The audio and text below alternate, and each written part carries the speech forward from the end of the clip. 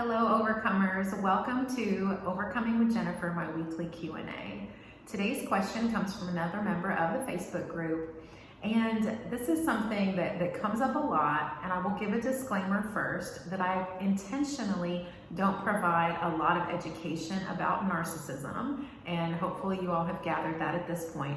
My focus is really on those of you who have more distance from the abusive relationship, and you're really still feeling stuck even though you've done a lot of work and you have, like I said, some distance from the abuse, but you really want to focus on moving forward with your goals and you're ready to have the coaching to do that. So for that reason, I don't fall back towards a lot of education and a lot of conversation around narcissism, around the symptoms of narcissism and that type of thing. But I do want to address this question that relates to that, and I'm going to tie it into ourselves and what we can control and where we're going moving forward in our recovery. All right. So the question is basically, is there any hope for the narcissist? The woman who asked this question, said that she really wants to be able to help her ex for the sake of her kids. And I could sense some frustration in her question that she mentioned she knows he's probably not going to go to therapy, but she just wonders if there's any hope, if there's any help she can provide, anything she can do or anything that anyone could do to help him, because she sees how her children, I believe these are adult children, but whether it's adults or younger kids, we see the effect of the narcissist on them, and we so desperately want to help the narcissist, all right? So this is a good question. I think it's a common question. But I think it's the type of question that we tend to kind of know the answer to already, but we just don't want to believe it. So what we want to believe is that there is hope for sure that the narcissist can get help and change for the sake of our kids, for the sake of our, co-parenting relationship with them.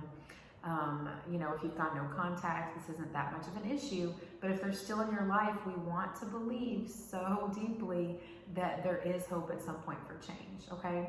And I think most of us know, we're educated enough about this topic to know that it's unlikely that the narcissist is gonna seek out therapy and all the treatment that we know that they need, right? Like we could put together a whole treatment plan of what we know they need because we're that codependent helper type. We know exactly what they need, but we also know that anyone, a narcissist or not, is not going to grow and change and seek help until they're ready, okay? That goes for all of us. That goes for you in this group. I know many of you have a lot of resistance around doing the very things, the very self-care tasks, the very activities, the very types of therapies and coaching that will help you move forward, and you have to be at a point where you're ready to do that. It's your decision.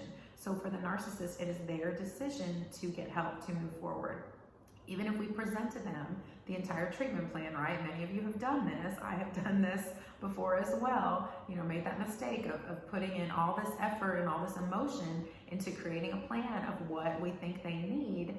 And they're not going to use that. Therefore, they're not going to grow and change until or unless they're ready. So I can't say definitively that all narcissists can't change or can't go to therapy and progress, because there is a spectrum here. I'm not going to diagnose anyone's ex to be the actual personality disorder, narcissistic personality disorder, or say that they just have a few symptoms and it's milder. Like, that's not my role here. And that's not your job either, is what I want to get to. So it's not your job to diagnose them, to figure out where they are on the spectrum of symptoms, or to figure out if they can indeed get help and change. It is your job to take care of you, all right? So whether they change or not, while it's really hard to accept that that is not in your control, that's where our focus needs to be when it comes to answering this question for ourselves, okay? So they may change, they may not. Either way, that is not in your control. It is not in your children's control. So the best thing you can do now is continue to take care of yourself. You've already taken a big step towards that by leaving the relationship. Whether you were pushed out by them or whether you chose to leave, this is a good thing for you that you have that distance and space. Even if you still have to communicate with them, you're in a safer place now because you're not in that relationship. So that has been a first step for you.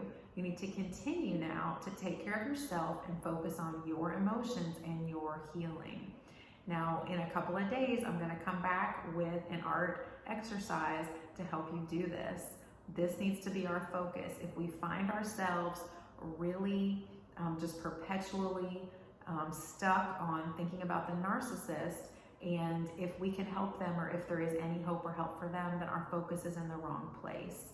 I do always want to provide empathy here. I've been there. I know what that's like to be focused on that, but we want to get to a point where that is not our primary focus, or not even a big focus, or not a focus at all, so that we can move forward with ourselves. Because if we continue to focus on the abuser, then we cannot focus on us and our healing moving forward.